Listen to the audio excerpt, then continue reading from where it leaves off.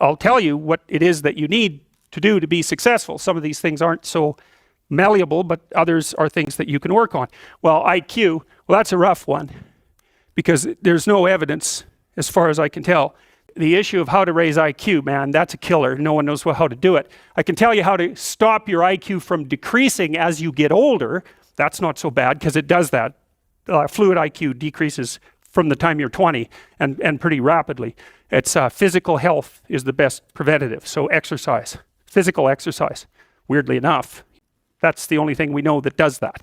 So then the next best predictor of lifetime success is conscientiousness. Well, so, and of the two aspects of conscientiousness, say orderliness and industriousness, the better predictor is industriousness. So the question is, well, what can you do about your industriousness?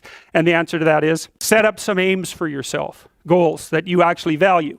It helps you do a situational analysis of your life more than a psychological analysis. You're going to have to put some effort into your life, and you need to be motivated to do that.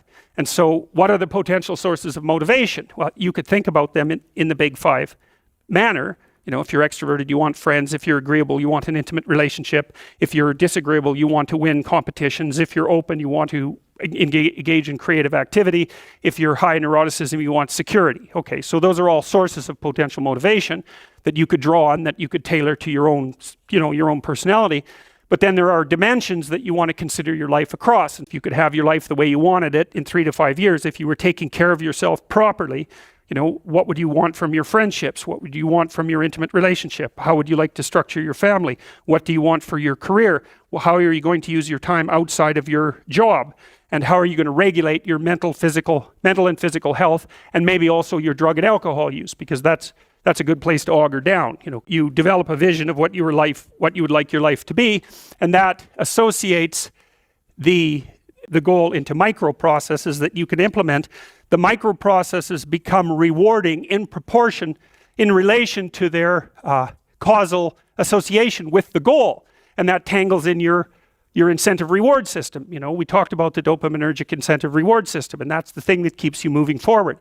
And the way it works is that it works better if it produces positive emotion when it can see you moving towards a valued goal. So the more valuable the goal, in principle, the more the microprocesses associated with that goal start to take on a positive charge.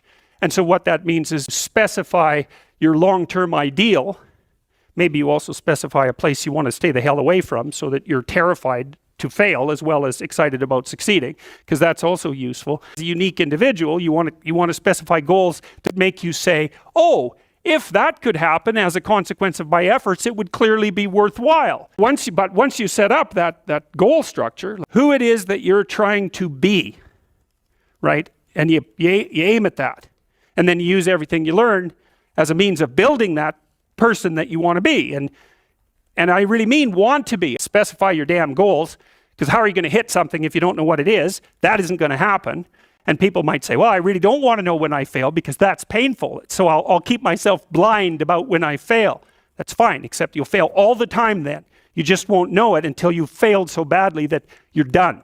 And that can easily happen by the time you're 40. Once you get your goal structure set up, you think, okay, if I could have this life, it looks like that might be worth living, despite the fact that it's going to be, anxiety provoking and threatening, and there's going to be some suffering and loss involved in all of that, obviously.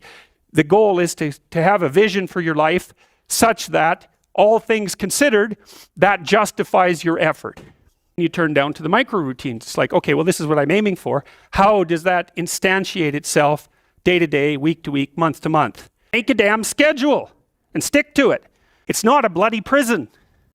That's the first thing that people do wrong. They say, well, I don't like to follow a schedule. Well, it's like, well, what kind of schedule are you setting up? Well, I have to do this, then I have to do this, then I have to do this, and then I just go play video games, because who wants to do all these things that I have to do? It's like, wrong. Set the damn schedule up.